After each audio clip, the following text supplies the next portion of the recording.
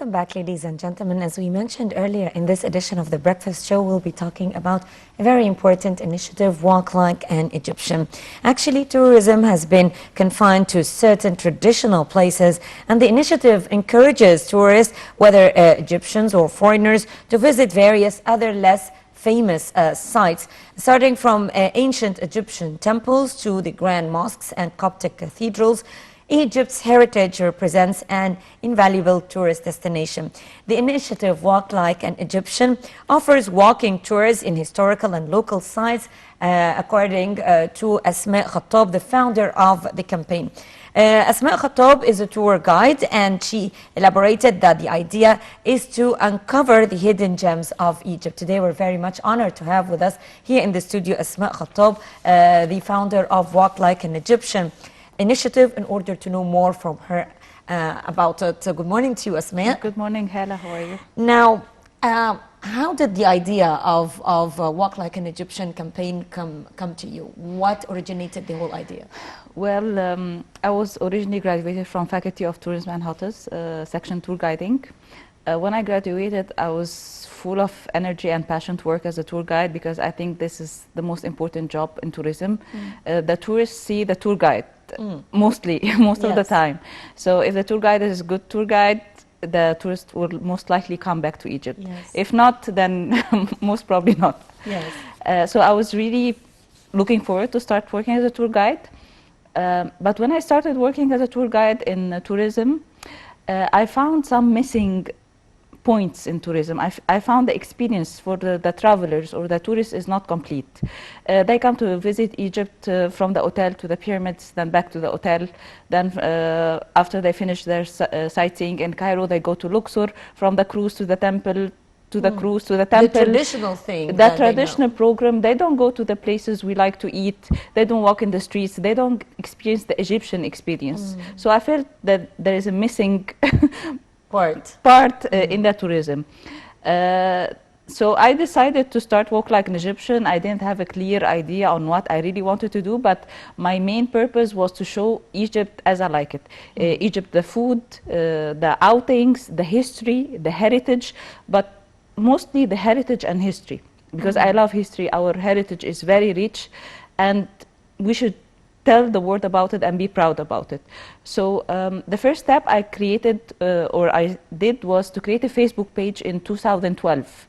And I decided to name it Walk Like an Egyptian, because I wanted the world, everyone, Egyptians, non-Egyptians, to see Egypt how I like it, like how we Egyptians like it. And I started posting things like about Shari Abdel Salam and his movies, Hassan Fathi and his architecture, Reda Troop and their discovery of the Egyptian heritage through the dances. So it's not only the history. Of course, I posted other pictures about the temple, the history, but it's a mix. The whole cultural experience. Yes, what makes Egypt for us, unique. Like what we grew up watching, seeing. So Ramadan was again part of that experience, because during Ramadan most of these activities are manifested. Yes. So the first step, I was just posting some posts on Facebook, sharing and writing blogs about what I like. Then the second step was in 2013, where after the 30th of June, and I started to see that now we have a political map and things should be starting to become stable. So I hope more people come to visit Egypt. So I did a short cycling campaign with my friends. We went cycling to touristic destinations, unknown touristic destinations, like the Nilometer, Ahmed Shawki Museum. And we send a message that we are young people cycling in the streets. Egypt is safe. Come visit and explore unknown destinations in Egypt. But I wanted to encourage more and more people to visit. And one of my main goals when I started working more and on the idea of Walk Like an Egyptian, because I do it with passion. So there's an idea that comes, then another idea, and it keeps developing. So I found that we really have so much unused potential when it comes to the sightseeing, the history and heritage that can be put in programs that people can enjoy. So this, when it came the main phase of Walk Like an Egyptian, January 2015, this is, I consider, the real start of Walk Like an Egyptian, the walking tours. This is when I started looking for what's in Egypt in general, but mainly in Cairo, because I live in Cairo. I started to research all the sightseeing, the monuments, the history, and to see how can I put it in tours. And this was the most challenging, interesting part, Yes. because even for me, I didn't know most of the places, and I needed to figure out Yes, where they are. that's the whole point, because we, as Egyptians, we don't regularly visit all the gems that we have. Yeah. And it was very strange, because when, for my experience, when my children grew up and they went to Canada and they came back, they started knowing from their friends about places in Egypt that they want to visit, and they started rediscovering. And the outings took a whole new level. Yeah. But they stopped, and they dropped the idea of going to restaurants and cafes in Fifth Settlement or in high-end places, and they started, Exploring. exploring like walking around the streets in Zamalek and Maadi to just discover the architectural style of the building, to appreciate the art galleries, to appreciate the historical places in around Cairo. So yes, that's So this is important. exactly what I started working on, is to discover and also to know the story behind it, like why it's important, why it is that beautiful, what makes it unique, and how That's what we do when we travel abroad. and to see how can I put it in a tour that people enjoy, like they mix it with a stop, if possible, in a small local shop or eat somewhere nearby, because I'm also very keen on supporting the local communities. This was the main purpose I started like in 2013, the cycling campaign. I saw that there are people suffering when there is less tourism, there is no tourism, and people who work in tourism sector suffer, and people especially who don't have much education. They know maybe they are very good in doing craft, or they're very good in working as a waiter, for example. If there is no tourism, they suffer, and it's part of our social responsibility to help these people, not by giving them money, but by bringing people to them, because they want to work, they love what they do. So we try to benefit local communities as well wherever we go. So that's interesting. Yeah. What has Walk Like an Egyptian initiative achieved so far? First of all, now mostly we covered Cairo. I would say 95%, because there is still always something to discover in Cairo when it comes to the history.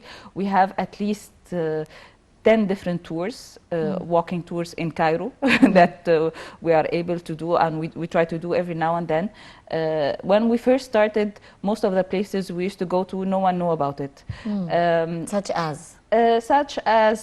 For example, all the Islamic monies, the historic Cairo, with all the treasure it has. Like now, many people know about it, and we are proud that us and of course other people who worked on bringing awareness to these places, more people know about it and visit it, like Hosh Besha in the Southern Cemetery. This is the royal tombs of Muhammad Ali family, near to Imam Shafi'i mausoleum.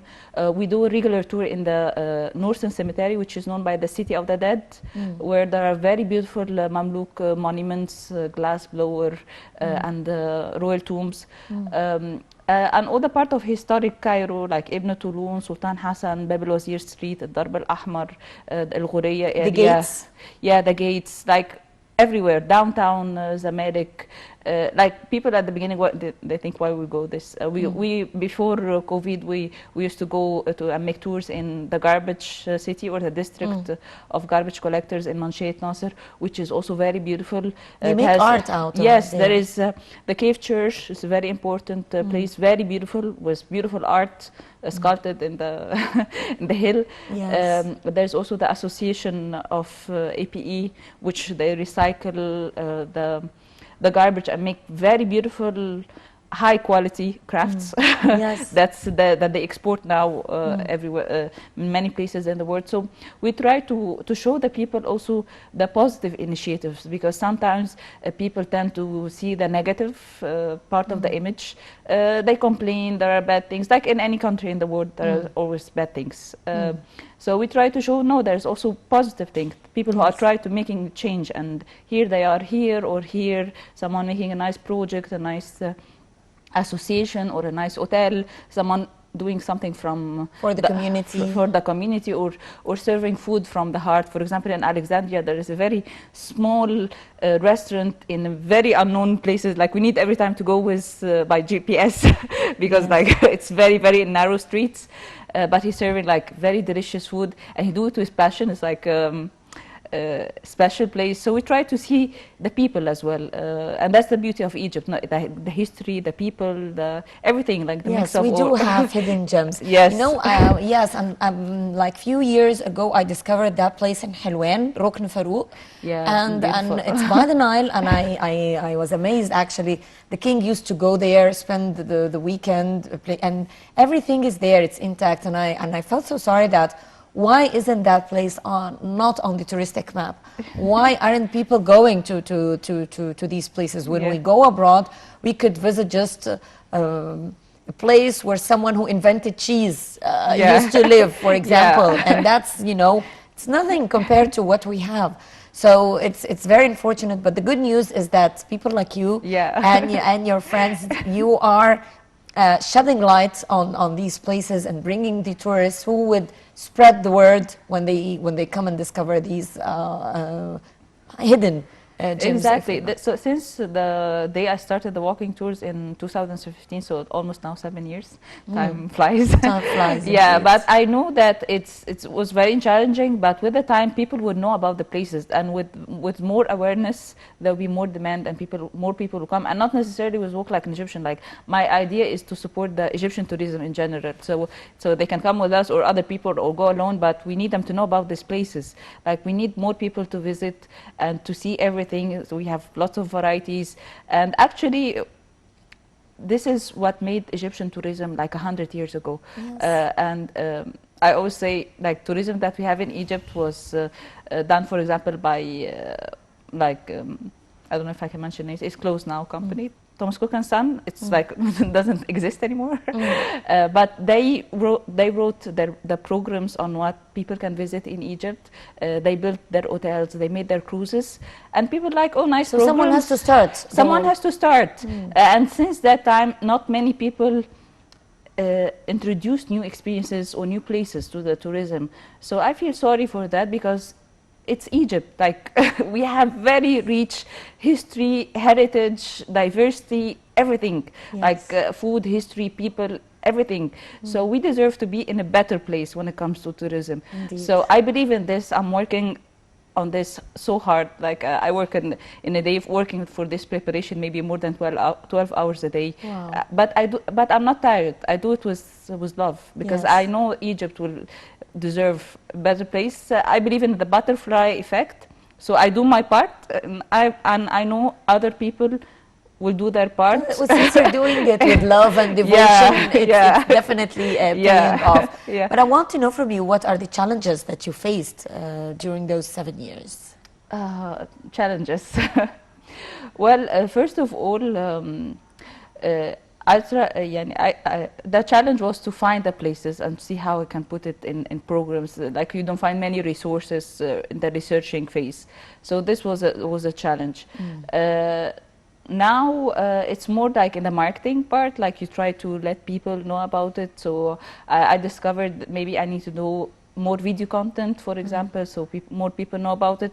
Like people who join the tours, they know already, oh, they found, oh, this is interesting, so maybe there is other places more and we want to see it, but it's still a small scale, and my dream is really to let more and more people know about this to the world, like to Egyptians and non-Egyptians. I would love Egyptians to know about it. This is part of what we do, but I want also non-Egyptians to know that Egypt is rich, because I'm keen that there is more tourists visiting, so it will benefit our economy and the economy of Egypt flourish. So they come and visit Egypt. Yes. So this is a challenge, is try to see how I can put it in a nice way, and producing things. It's challenging. Sometimes on-site challenges, like you come across. Such as. Sometimes the vendors, perhaps. Vendors. Sometimes some regulations when it comes to the government or the Ministry of Tourism. Now, and this brings me to the question: haven't you thought about collaborating with the Ministry of Tourism and the civil society for achieving that particular purpose? Because some places, you know, you need permits, for example, to make a video or to use the camera. Yeah. And there are places that you can actually, you go tell them, I would do the work, but you need to do the thing regarding the garbage or the vendors or whatever. So why don't we collaborate? You do your part and I do my part. Haven't you thought about that? I didn't thought about that yet. Maybe because I was more focused that there are some details when it comes to our work, is like planning the programs or the preparing like the details. So I wasn't focusing on this in the past period. But now, because I'm very grateful, by the way, to the year of COVID or the year and a half, Yes. because it gave me the chance to what I want to achieve, like my vision for the future. I want to polish more what I achieved in the past 7 years and really put it in like in a nicer way and spread it more and making sure that it's benefiting everyone.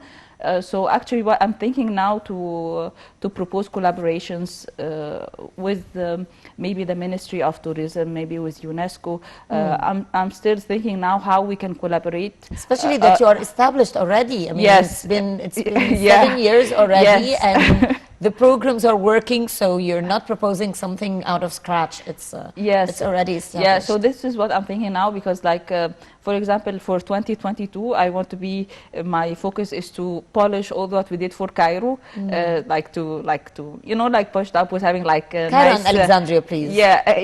No, Alexandria will be the year after. So just to make sure that I'm really finishing up what I started, meaning that if there is any pamphlets that needs to be done, or maps, or souvenirs, or you know, like the thing that makes the experience whole. Yes. So it will take lots of work and effort. I don't want to, you know, do it like this. I want to make sure it's finished up in a nice way. So I'll That's good planning. Yeah, That's good planning. yeah. So I will give all my focus in 2022 on Cairo and the story of Cairo and all the beauty of Cairo. Finish it up in a nice way.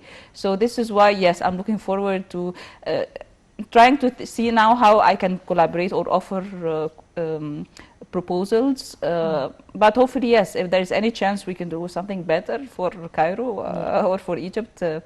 Yes, I'm thinking about it, but still don't have a clear idea on what can be done. Egypt and the whole world is about to witness a very important international event. That is the opening of the Rams Road in Luxor. How do you see this very important event, since you are a tour guide and you This know will that be- people can't wait to witness? This will be something great. I'm very looking forward to it because they are talking that it's going to be something maybe as great or greater, bigger, much fascinating than the parade of the royal mummies. We see already what the celebrations of the parade of the royal mummies did for the Civilization Museum. Now you go to the museum, everyone wants to go to, even people who are not into history, they want to go and see it, which is something very good.